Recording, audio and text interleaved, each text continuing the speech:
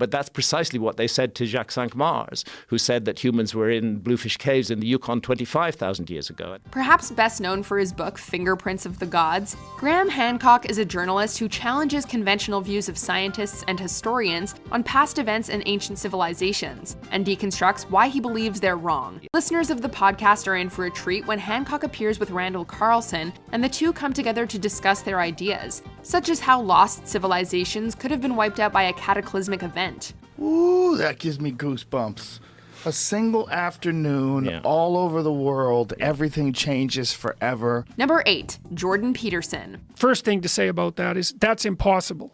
And the reason it's impossible is because there's no limit to the number of ways that you can categorize people into groups. This clinical psychologist and University of Toronto professor is popular with the right. Peterson is critical of left-wing academia, particularly college professors and students' fixation on Marxism, which he sees as a corrupting, if not dangerous, ideology. How in the world you can speak of oppression if you happen to be at Yale is beyond me. He's appeared on the podcast with Brett Weinstein, a former professor from Evergreen State University who is also critical of the SJW culture found on college campuses.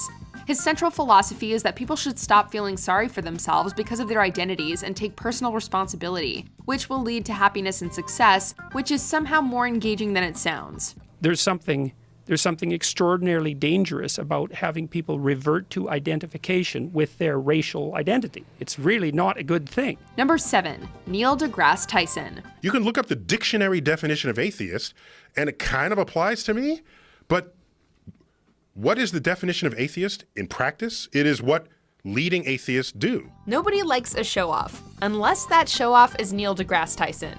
The astrophysicist rattles off knowledge in all sorts of areas, including math, science, and history, and he manages to repeatedly blow Joe Rogan's mind, whether he's talking about infinity or explaining Heisenberg's uncertainty principle.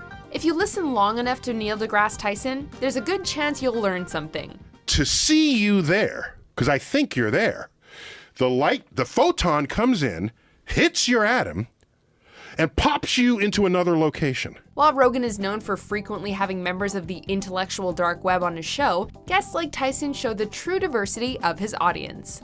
This is the perennial two-way street of astronomy in the old days and in modern times astrophysics.